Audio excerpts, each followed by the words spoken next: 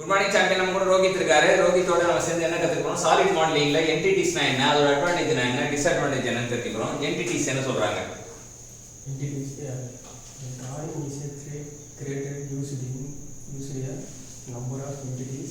Drawing அப்படினா number of entities use பண்ணி create பண்றாங்க அப்படி சொல்றாங்க. A large number of options are provided to draw the entities depend upon the requirement. So நம்ம requirement ஏத்த மாதிரி a large number of options are provided to draw the entities. The common entities என்னெல்லாம் use பண்றோம்? Point, line, arc, trace, circle, polyline, polygon, donut,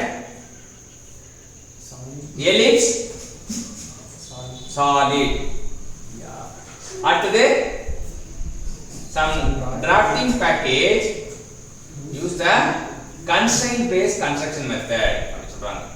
So fixing constraint வந்து என்ன பண்ணுதுன்னா interactive creation useful ஆகுது. So entities-னா நம்ம பேசிக்கான எலிமெண்ட் தான் entity சொல்லுவோம். Point, arc, line, trace, circle, polyline, polygon, donut, ellipse, solid தான் entity சொல்லுவோம்.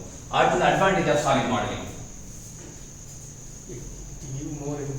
More information, more clear image, creation வந்து ஃபாஸ்டா இருக்கும். டிஸ்அட்வான்டேஜ் ஆஃப் மாடலிங்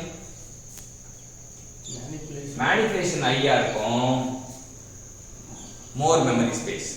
சோ இப்போ நீங்க என்ன தெரிஞ்சுக்கிட்டோம்னா சாலிட் மாடலிங் பத்தி, என்டிட்டிஸ் பத்தி தெரிஞ்சுக்கிட்டோம், அட்வான்டேஜ் ஆஃப் சாலிட் மாடலிங், அப்புறம் டிஸ்அட்வான்டேஜ் ஆஃப் சாலிட் மாடலிங் தெரிஞ்சுக்கிட்டோம்.